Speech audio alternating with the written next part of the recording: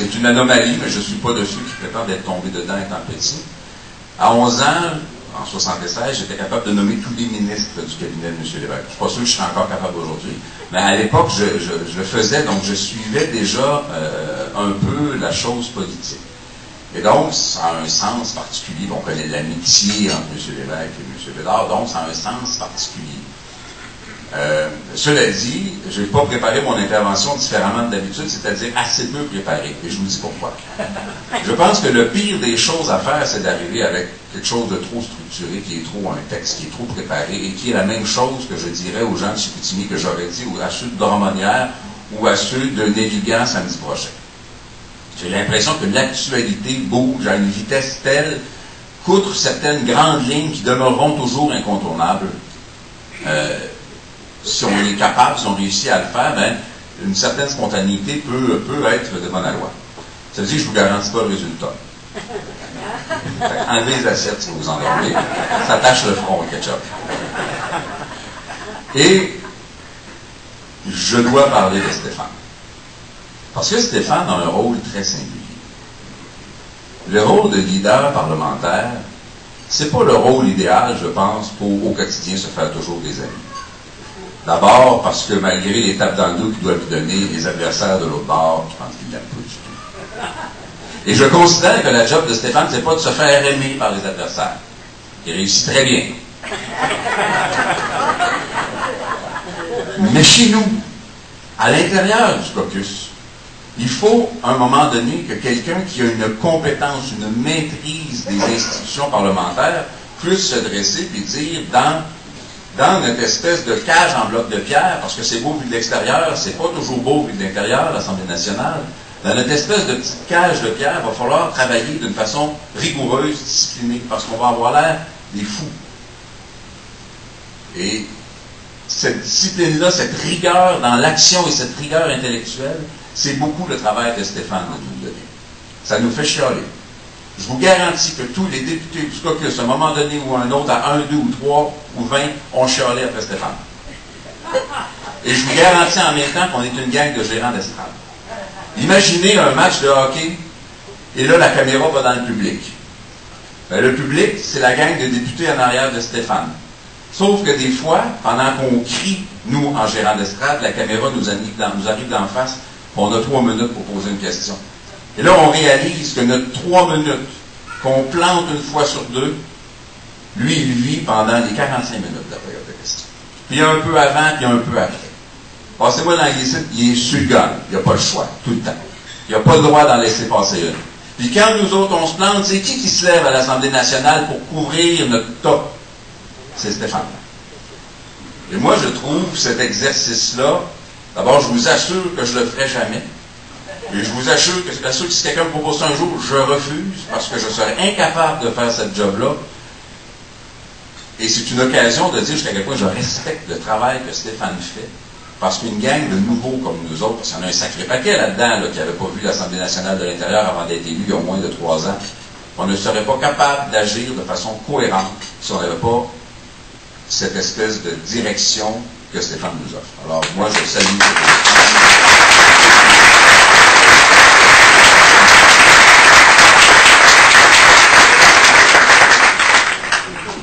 Pour l'annonce Internet de l'activité d'aujourd'hui, vous aviez fait une phrase, puis il y avait une citation qui aurait été de moi, on fait ça en politique, on fait un communiqué, puis on dit, le député de Chicoutimi a dit telle affaire, puis lui, il peut découvrir ce qu'il a dit en lisant le communiqué.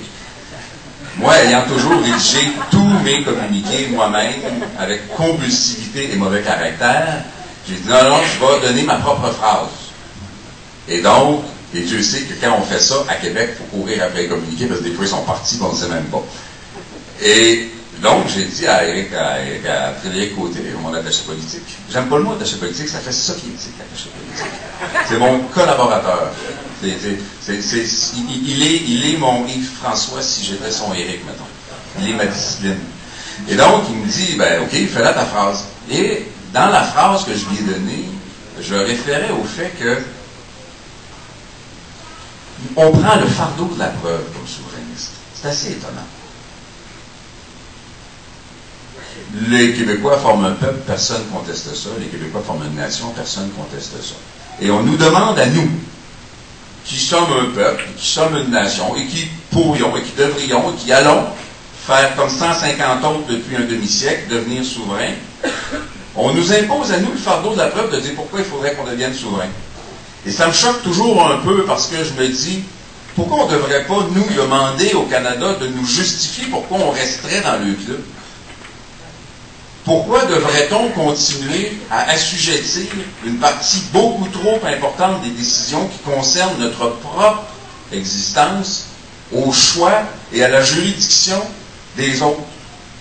Pourquoi devrait-on avoir la naïveté de croire que 80% de la population d'un pays qui ne nous ressemble pas, c'est plus clair maintenant que jamais, à moins qu'on se soit tous traînés un petit portrait de la reine ce matin, pourquoi devrait-on assujettir les décisions qui sont prises au choix de 80% d'un pays, ces 80%-là étant si différents de nous? Si les intérêts convergent, c'est correct, la décision prise n'est pas nécessairement mauvaise.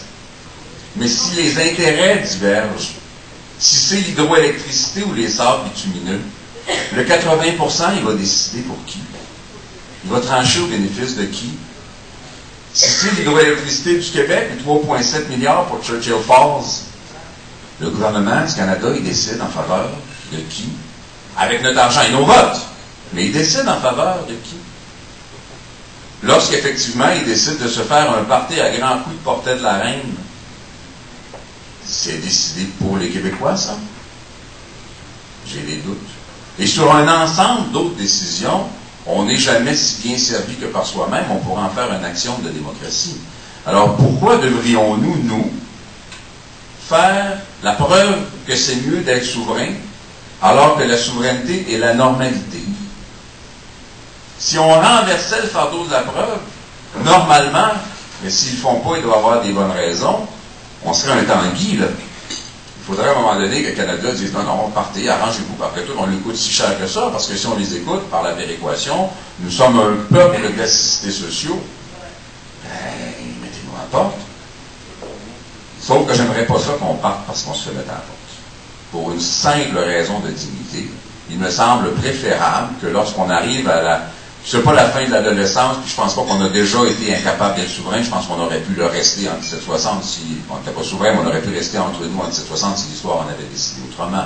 Mais éventuellement, lorsqu'on assume la capacité et le désir de réaliser les choses par nous-mêmes, lorsqu'on arrive à la fin de l'adolescence, qu'on commence à trouver que les filles sont cute, notre but, c'est pas de les ramener à la maison, c'est de partir avec. Et mon impression est que s'il n'y avait pas toute cette monstrueuse, parfois subtile et très efficace propagande, on n'aurait pas, nous, à assumer le fardeau de la preuve. Mais ça présente un grand avantage qu'on présente, qu'on pose, qu'on assume, nous, le fardeau de la preuve, c'est que ça nourrit notre réflexion. S'il avait été aussi simple de partir que de simplement dire « nous partons », nous serions partis, nous nous serions réveillés dans un pays souverain et nous aurions commencé à nous demander ce que nous en faisons. Aujourd'hui, nous réfléchissons au pays depuis plus de 50 ans. Depuis les premières amorces de mouvements souverainistes, depuis les discours enflammés de Bourgault dans les années 60. On réfléchit, on évolue avec le reste du monde, notre vision de ce pays-là change, mais on réfléchit. Et on aboutit à un programme politique qui est aujourd'hui celui que nous avons. Et je suis totalement d'accord avec mon collègue Stéphane, il est excellent ce programme, lisez-le. On s'est ostiné pour qu'il ne fasse pas 272 pages, il en fait 44, lisez-le. Ça ne sera pas long, vous n'aurez pas le temps de vous endormir. Et ça vaut la peine, il y a dans ce programme des idées novatrices et très fortes. Et je souligne ça pour une raison particulière, c'est que c'est pas vrai que demain matin, à moins que vous ne vouliez pas que je sois partisan du tout, là j'ai un petit élan un peu plus baveux. C'est pas vrai que demain matin, un parti politique va apparaître, pas de programme, pas de militants, pas d'équipe, avec essentiellement 12 pages couverture du Journal de Montréal pour se monter à 40% des sondages et dire « moi je sais ce que je vais faire du Québec ». Et si vous posez 3 questions à ce récit, il va vous répondre, excusez, j'ai pas de programme. Je suis pas un parti politique. Écoute, fais-toi pousser une paire de culottes, là. Tu as un programme ou tu n'en as pas. Tu as un programme quand c'est le temps d'avoir du monde qui sont tous d'accord avec toi, mais dès que quelqu'un n'est pas d'accord avec toi, vient te bousculer un petit peu, hop, tu n'as plus de programme. Parce que tu n'es pas un parti politique. Ça change, ça dépend aujourd'hui, hier, demain. C'est pas vrai que sur un coin de table, il va s'inventer un programme politique qui va, dans l'opinion publique, remplacer le travail de milliers de militants. Et ça, je le dis, c'est vrai pour le Parti libéral, puis c'est vrai pour la DQ aussi. Il y a des centaines ou des milliers de militants qui ont monté, qui ont réfléchi, qui ont abouti avec un programme qu'on ne remplacera pas par des notes sur une napkin. C'est des années et des milliers de personnes qui ont fait une réflexion qui donne d'ailleurs à un programme politique une considérable légitimité. Alors je suis sous l'impression que cette ballonne, à un moment donné, elle va prendre du plomb dans l'aile. Quand notre ami François est venu à Drummondville, je lui ai réservé un accueil fort sympathique. Je sais que mon ami Sylvain a fait pareil. Je lui ai posé quelques questions. Il n'y a pas eu de réponse. C'était pas un parti politique.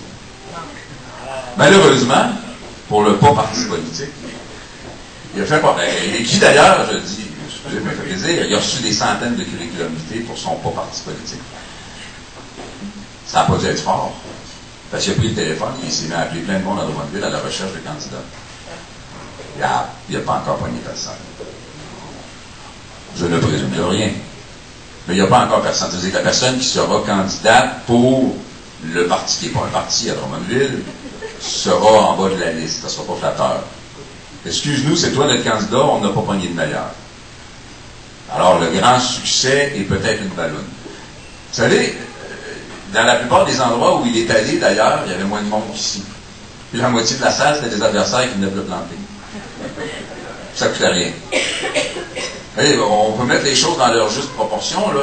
Toutes les circonscriptions du Parti québécois sont capables de mettre entre 50 et 100 personnes dans une salle en chargeant entre 50 et 100 pièces à peu près n'importe quand. Il en met 25 après avoir sollicité à la Chambre de commerce, puis on vire fou. Alors, je pense que si on met les choses dans leur juste proportion, il y a peut-être quelque chose de superficiel à ça, mais c'est notre travail de le démontrer, et personne ne va le faire à notre place.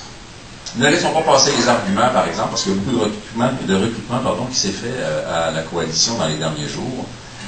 Si on recule de quelques semaines, Nancy Charret dans Matane, il y a le jeune Baudry hier, il y a Boulris à Gatineau, il y en a un autre, écoutez, Illier, qui a soutenu un candidat libéral sur la Rive-Sud. Il y a beaucoup de nouveaux visages à la CAQ.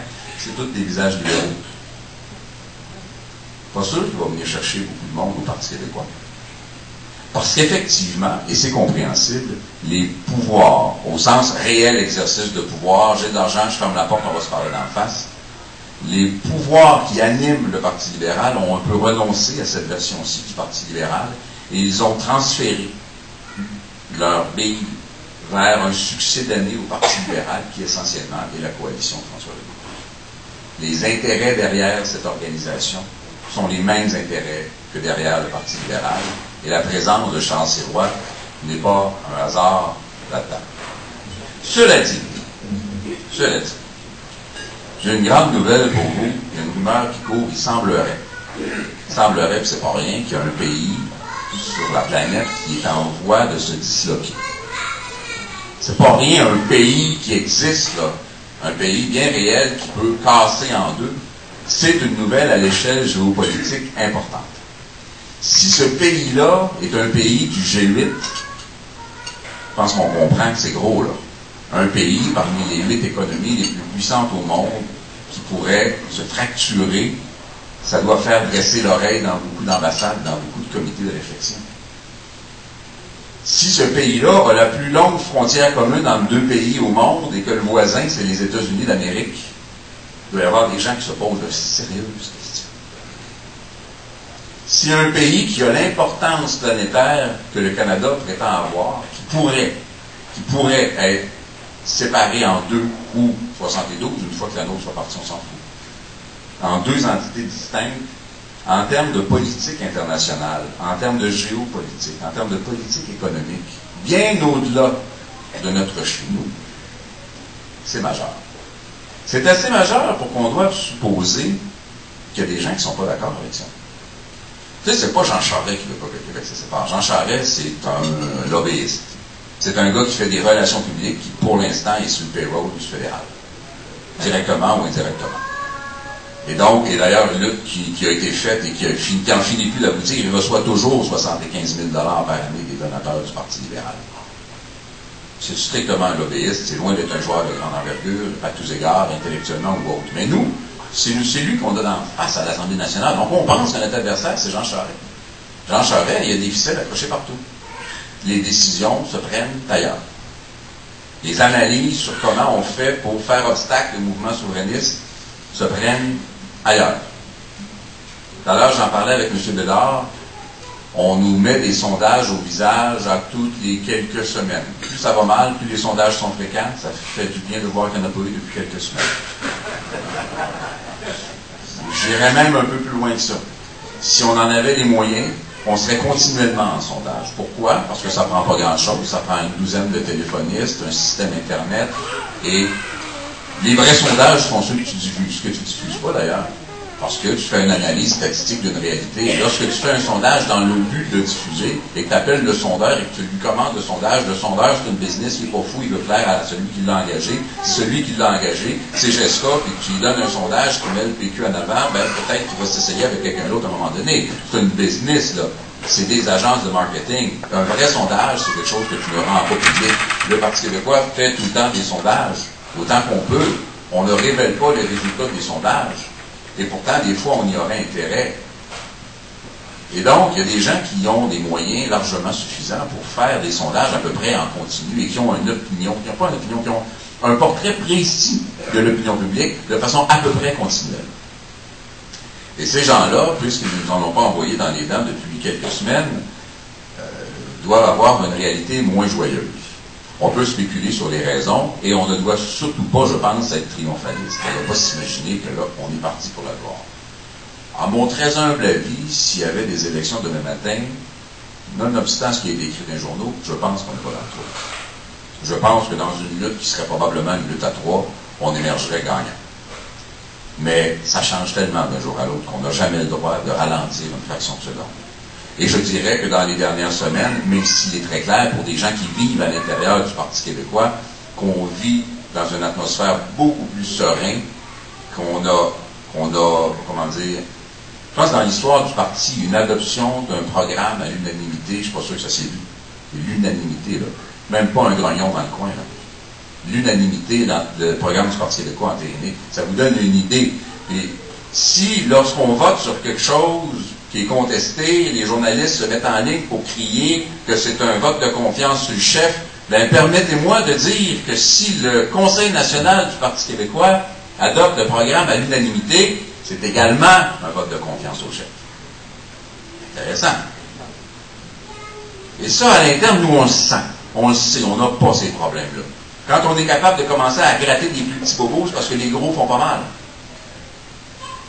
On n'est pas encore rendu à passer ce message-là dans l'opinion publique. Cette semaine, on a vu un des rares éléments de bonnes nouvelles. L'idée a été contestée, est-ce qu'on devait faire des États généraux sur la souveraineté ou pas? Tout le monde avait une opinion et c'est fort légitime. Je pense que l'idée, je pense, un peu impliqué, je pense que l'idée était de faire en sorte qu'on cesse de se faire poser la question directement à nous tout le temps sur le qui, le quand, le comment, le pourquoi, alors que nous avons une responsabilité à l'endroit de tous les dossiers qui touchent les Québécois. Et si on doit faire une discussion saine sur la souveraineté, elle peut aussi se faire dans une instance non partisane. Et là, au début, quand l'idée des États généraux est apparue, ça allait être un lieu de chicane, on allait se tirer dedans, ça allait être épouvantable, les nouveaux mouvements pour le Québec allaient se multiplier, et ça ne s'est pas produit comme ça. Tant et si bien que ce qui sortait cette semaine était très positif. Ce qui sortait cette semaine, c'était que ça allait se faire, que c'était cordial, qu'on allait discuter du pourquoi de la souveraineté auprès d'un ensemble de gens, alimentés par un ensemble d'organisations qui ne sont pas nécessairement attachés à un parti politique ou à l'autre. Tout ça étant fort sain, parce que je ne pense pas que le Parti québécois va avoir 50% des votes aux prochaines élections, mais on sait très bien qu'un référendum, ça prend 50%. Et donc, il faut effectivement être rassembleur. Et dans ces papiers-là, dans le journal cette semaine, on n'en voit pas souvent, le Parti québécois faisait figure de rassembleur du mouvement souverainiste. Tandis qu'il y a des médias qui ont travaillé fort pour nous donner l'autre image. Vous savez, c'est des contextes comme ça qui vont nous permettre lentement de retourner dans l'opinion publique, mais je ne pense pas qu'on ait scoré si fort que ça dans la dernière semaine. Je pense que nos adversaires se sont fait de gros trous dans les pieds. Il rend bien une face. M. Lévesque disait à l'époque qu'une élection, ça ne se gagne pas, ça se perd. C'est triste, mais c'est probablement beaucoup vrai.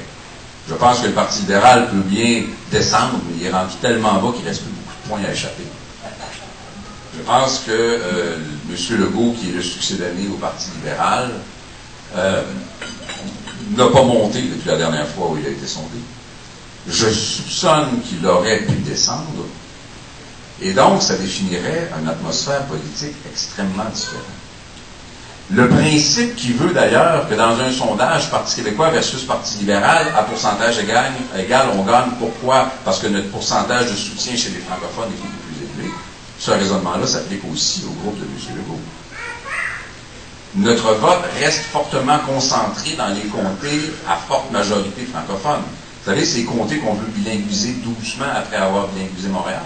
D'ailleurs, j'ai vu ça dans votre journal ce matin.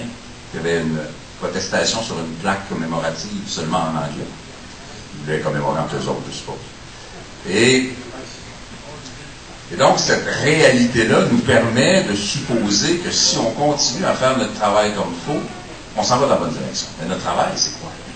Notre travail, c'est d'abord et avant tout d'aller promouvoir notre programme. Notre programme est peut-être notre plus grande force. Je ne vous le résumerai pas, mais vous avez travaillé dessus pour la plupart d'entre vous. C'est une de nos grandes forces, et je pense qu'il faut le pousser. Il ne faut pas arrêter de, bon, je dirais pas de descendre les libéraux, mais mettons un caoutchouc et gardons-les là. Ça me semble important. Et à partir du moment où le nouvel adversaire n'a jamais rien fait de mal, parce qu'il n'a jamais rien fait,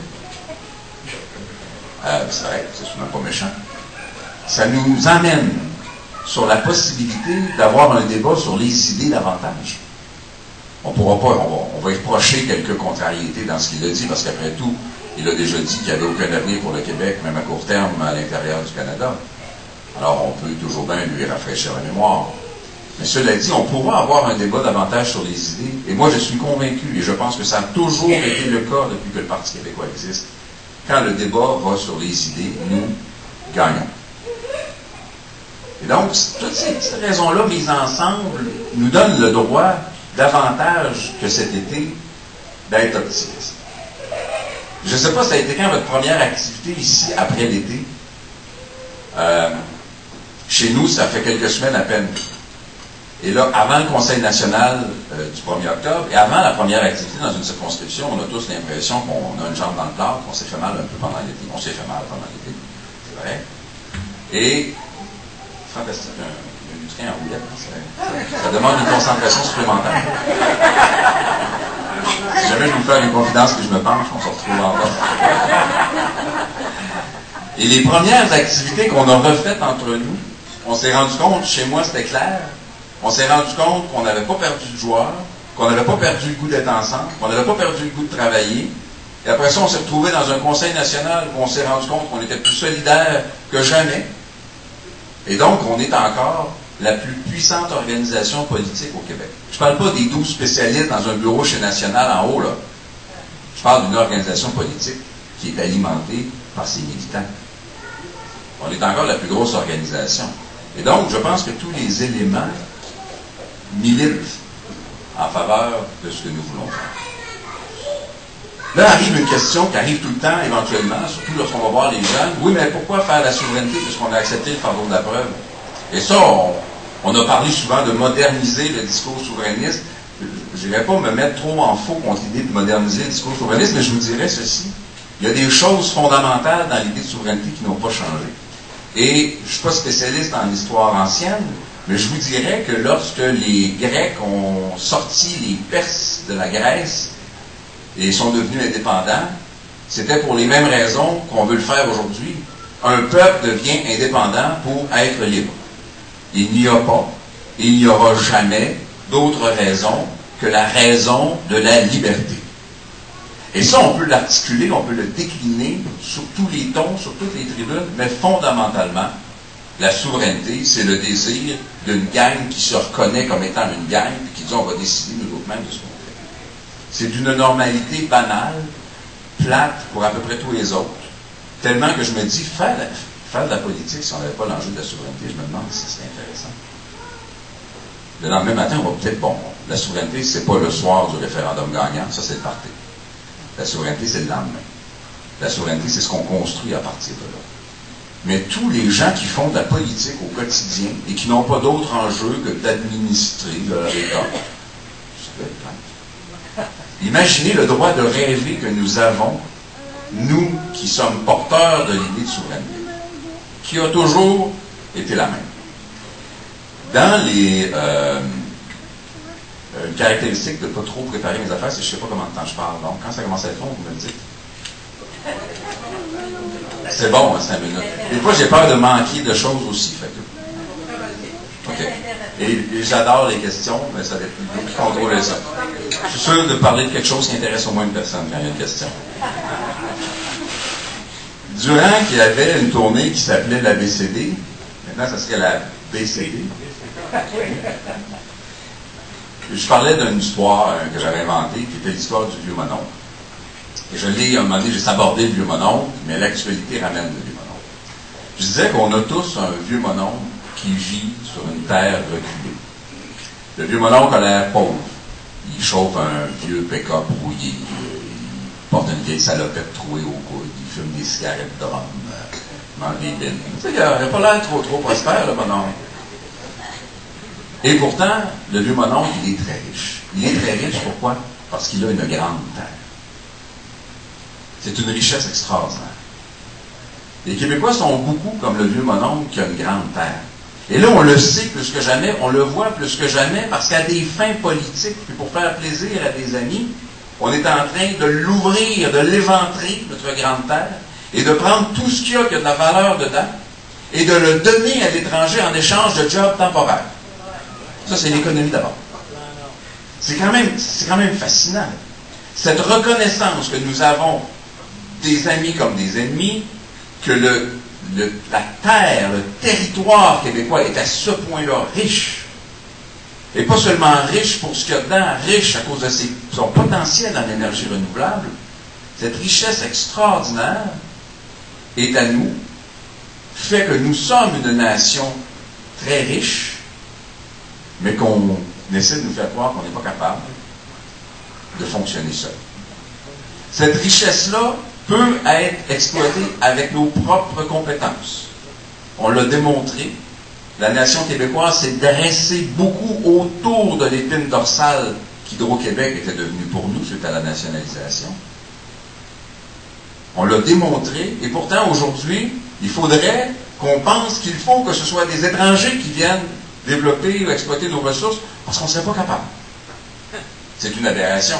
Le Québec exporte de la compétence en ingénierie, garde la corruption locale, quoique.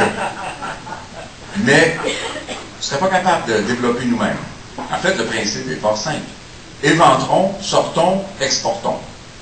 Et si on est prêt à dire, par exemple, aux Chinois, faites votre plus grande mine existante au monde dans l'Ongava et amenez tout le fer en Chine pour vos aciéries à vous autres, si on est assez nono pour faire ça, effectivement, on ne mérite pas grand-chose. Mais je pense qu'on n'est pas si nono. Je pense qu'on est un peuple largement intelligent et capable. Et je pense que si on regarde l'approche du Parti québécois versus celle du Parti libéral 1 ou du Parti libéral 2, communément appelé CAQ, si on regarde notre approche, nous on dit non, la transformation aussi doit se faire au Québec. Parce que l'expertise, la connaissance, la recherche, le développement, la création d'emplois à salaire élevé, durable, c'est dans la transformation. Si on est capable de mettre le minerai sur un bateau et de l'envoyer en Chine, on est capable de le mettre sur un bateau et de le faire passer par cette île et de l'amener dans des zones industrialisées ou industrialisables du Québec. Le vieux mononcle qui est riche. Et là, on a demandé au vieux mononcle, oui, mais pourquoi tu ne vends pas ta terre, un condo en Floride, quelque chose, c'est comme tout le monde, tu parles en anglais. Et le vieux mononcle a dit, non, non, je garde ça pour l'instruction de mes petits-enfants. Ce qui était une fort bonne idée. À l'époque, on aurait pu lui dire, non, non, non, l'instruction de tes enfants au Québec, c'est public et c'est gratuit. Là, il n'a peut-être pas fait un si mauvais deal, le vieux mononcle, parce que c'est de moins en moins gratuit. Parce qu'encore une fois, le Parti libéral et le Parti libéral 2 veulent multiplier les droits de scolarité lorsqu'on atteint un niveau de compétence très élevé qui nous permettrait de garder au Québec les expertises et de faire la transformation et le développement avec nos propres ressources. Il n'est pas si fou, le vieux mononcle. Il a gardé les ressources pour l'instruction. L'éducation est effectivement un élément central de toute société qui veut rester à l'avant-plan. Et c'est d'ailleurs le cœur du programme, j'y reviens tout le temps, de Machalu. C'est le cœur du programme de M. Legault, l'éducation. Mais si on veut réformer l'éducation au Québec, je ne suis pas l'expert, mon ami ici, mais je me suis fait une réflexion. Ça va prendre les partenaires qui travaillent en éducation. Or, dans quelques mois, il a voulu abolir les commissions scolaires, fermer les cégeps parce que c'est des fumeux de potes, puis multiplier les droits de scolarité à l'université. Je ne sais pas avec qui il va réformer l'éducation, parce qu'il ne restera pas beaucoup d'années pour le faire. Ça, c'est une grande vision pour l'avenir du Québec. Le Québec s'est construit sur quelques grands axes, qui étaient, je le dis sans aucune gêne, franchement des axes sociodémocrates, qui étaient l'accessibilité à l'éducation, l'appropriation d'un certain nombre de nos ressources collectivement, ce qu'on est encore capable de faire et ce qu'on a encore le droit de faire. Et donc, sur cette base-là, et en affirmant qui nous sommes en termes d'identité, nous avons construit ce qui est, à toute fin pratique, déjà un pays qui ne l'a simplement pas déclaré. Ces axes-là sont encore exacts. Et en passant, René Lévesque n'a pas nationalisé l'eau, il n'a pas nationalisé la ressource, il a nationalisé les entreprises qui l'exploitaient. On n'a pas besoin de nationaliser le minerai dans le nord du Québec. Il nous appartient. Cette espèce de rhétorique de méchant qui nationalise est un peu ridicule lorsque les objets en cause sont déjà une propriété collective. Donc le vieux mononcle n'avait pas si tard que ça. Mais si, parce que nous sommes riches, nous disions demain matin aux Québécois, écoutez, fini d'avoir peur, là, on a du cash, on fait-tu l'indépendance? Puis là, les gens disaient, ouais, c'est nous autres qui va financer le reste du Canada. En partant, c'est déjà le cas. Donc, parce qu'on ne veut pas financer le reste du Canada, parce qu'on est riche, de là, on va se séparer pour garder notre argent pour nous autres, et que là, nous autres, on gagne un référendum à cause de ça, je serais un peu déçu. Le Québec s'est construit sur des valeurs autres que la simple volonté de vouloir garder notre petite richesse à nous. La simple richesse et la simple prospérité ne sont peut-être pas des raisons en soi finales et suffisantes pour faire la souveraineté. On fait la souveraineté parce que nous sommes. C'est bête comme réponse, mais c'est comme une phrase sans complément, disons, en fait, c'est un verbe être, donc c'est pas un complément, mais nous sommes, point. Parce que nous sommes, parce qu'on existe, parce qu'on est là, parce qu'on n'est pas la même affaire que l'autre à côté. Et ce que nous sommes se définit par un certain nombre de choses. Et c'est le certain nombre de choses, d'ailleurs, qu'on veut que les gens que l'on accueille au Québec reconnaissent. Quelques petites choses élémentaires. Respecter les institutions, minimum de connaissance de l'histoire, valeurs fondamentales comme l'égalité des sexes, et surtout, outils fondamentaux pour fonctionner entre nous, un moyen de communication commun, c'est-à-dire une langue commune sur notre territoire à nous. Ce n'est pas une frivolité passéiste de vouloir préserver notre langue. C'est un outil fondamental. Lorsqu'on accueille des immigrants au Québec, le dossier de la langue et le dossier de l'immigration sont en général confiés à deux personnes. Alors là, c'est vraiment mettre les éléments de la nitro et de la glycérine ensemble. Les deux ensemble, c'est de la nitroglycérine. C'est très explosif. Ayant le dossier de l'immigration et de la langue, je suis toujours au front de ces enjeux fondamentaux. Et en particulier à Montréal, mais ce n'est pas vrai seulement à Montréal. Service Canada à Drummondville répond en anglais et en français. J'ai dit, où est-ce que vous avez vu les Anglais ici, là? Ils sont obligés. Les institutions fédérales ne sont pas assujetties à la loi 101. Ça vous donne une idée que ce n'est pas que Montréal qui est un enjeu. Mais lorsqu'on accueille des gens ici, nous sommes responsables de leur accueil. Ne jouons pas le jeu de jeter le reproche sur les migrants. Nous avons sollicité leur présence, nous les avons recrutés, nous leur avons compté des banderies. Ils viennent au Québec, ils ont besoin de deux choses pour s'intégrer au Québec. Ils ont besoin d'un job. Parce qu'expliquez-moi ce que ça donne au Québec de recevoir 25, 30, 45 ou 52 000 immigrants s'il y en a 12, 14 ou 21 000 qui ne peuvent pas travailler, puis contribuer, puis se développer, puis participer à notre développement, nous autres. Qu'est-ce que ça nous donne? Qu'est-ce que ça nous donne? Ils sont partis pour améliorer leur vie, ils restent enfermés dans leur cuisine, ils n'ont pas de job. Qu'est-ce que ça leur donne? Et qu'est-ce que ça nous donne de recevoir des gens qui viendraient, mettons, de Turquie et qui parlent le turc, et qui viendraient de Brésil et qui parlent le portugais, de les enfermer à la même place, puis de leur dire, amusez-vous. Ils ne peuvent pas communiquer, ils n'ont pas de langue commune. Ce n'est pas un caprice de vouloir qu'une nation ait une langue commune, c'est un outil fondamental de fonctionnement. Il faut que lorsque deux personnes qui ne se connaissent pas se croisent, qu'elles s'adressent la parole dans une langue que les deux vont comprendre. En Suède, c'est le suédois. Au Portugal, c'est le portugais. Puis en Italie, c'est l'italien. Puis au Québec, c'est pas le français. À Chicoutimi, c'est le français. À Drummondville, c'est le français.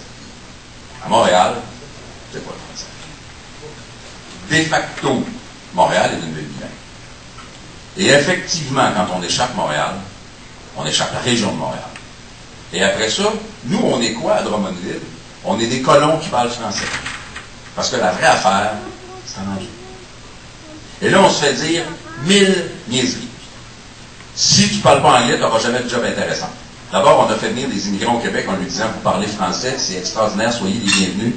Et là, ils viennent au Français, ils viennent au Québec, beaucoup de Maghrébins parlent français, arrivent à Montréal, veulent un travail, ils se font dire que s'ils ne parlent pas anglais, ils n'ont pas de job. Est-ce qu'on a un problème? Ces gens-là fâchés partent. J'ai dans ma circonscription des Colombiens qui demandent depuis 1 an des cours de francisation, qui ne les ont pas et qui s'en vont à Toronto. On a dû échapper quelque chose. J'ai dans ma circonscription des Africains francophones qui veulent travailler. On a des jobs pour eux autres, mais parce qu'ils n'ont pas eu le cours de francisation, trouvez l'erreur, ils parlent français, ils ne peuvent pas aller prendre la job. Ils sont enfermés chez eux. Parce qu'on n'a pas les ressources pour les faire s'intégrer. On veut accueillir 50 000 immigrants. Moi, je vous le dis, si quelqu'un dit platement, c'est juste trop parce qu'ils sont toutes sortes de couleurs, j'en marquerai pas. Le chiffre est arbitraire. Le nombre d'immigrants que le Québec peut accueillir est fonction de sa capacité de les intégrer. Sa capacité de les intégrer est fonction de sa capacité de leur faire adopter le français et de leur trouver un job. Pas faire adopter le français à moitié, parce que lorsque les études de l'OQLF sont sorties, il fallait faire un gros party parce que la moitié de ceux qui choisissaient une nouvelle langue choisissaient le français. Il fallait être content, la moitié. Est-ce que le Québec est une nation à moitié française? On a réservé de façon fort pertinente des droits à notre minorité historique anglophone et j'espère qu'on aura toujours la décence de le faire. Mais ces droits-là n'incluent pas celui d'angliciser les immigrants. Il est donc anormal que ce ne soit pas la quasi-totalité des immigrants qui se francisent. Et si c'était la quasi-totalité des immigrants qui se francisaient, Montréal serait une ville française. À l'époque, Pierre Bourgault avait dit une phrase simple qui est parfaite pour choquer les gens qui écrivent dans des gazettes. C'est facile d'imposer une langue. Il suffit d'avoir la volonté politique de le faire. Et ça peut se faire dans le plus grand des respects, à la condition que lorsqu'on rencontre les communautés immigrantes, et moi je fais l'effort de le faire, c'est pas pour leur reprocher de ne pas parler français, c'est aussi pour me reprocher de ne pas leur avoir donné une job. C'est pour ça qu'on leur a demandé de venir, c'est pour ça qu'ils sont venus, ils arrivent ici, ils n'ont pas de job, qu'on leur reproche de ne pas avoir appris notre langue. On a une part de responsabilité extraordinaire. Mais ça ne veut pas dire que si demain matin on faisait tous les efforts, 50 000 serait un bon nombre. Écoutez, si on faisait ça au prorata, il faudrait qu'à chaque année, Chicoutimi reçoive à peu près 500 immigrants. Parce que Chicoutimi est capable d'intégrer harmonieusement, économiquement et linguistiquement 500 immigrants par année. C'est une question importante. Alors moi, je dis le maximum de ce qu'on peut recevoir de façon réussie en français, avec des emplois décents, dans le respect de leur propre diplôme. Et le Québec va rester et se développer davantage comme un pays français. On pourrait élaborer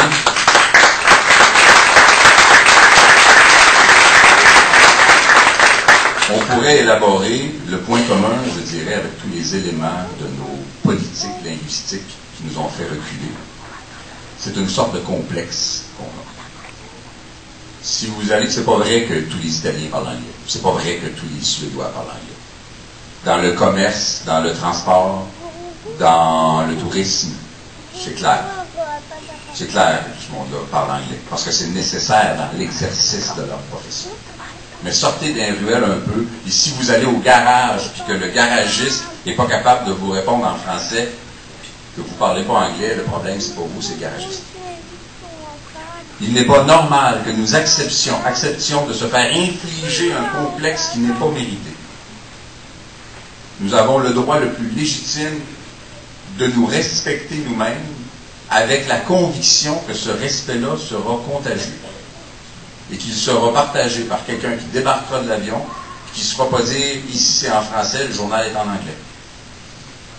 Si nous sommes cohérents, moi je pense qu'on va y arriver. Et je suis convaincu qu'une nation qui aura compris qu'elle a toutes les raisons d'être fière dans sa différence ne verra aucune raison, surtout si elle est riche, mais pas juste parce qu'elle est riche, de faire ce que toutes les autres font, c'est-à-dire de se donner la totalité d'un pays. Merci beaucoup.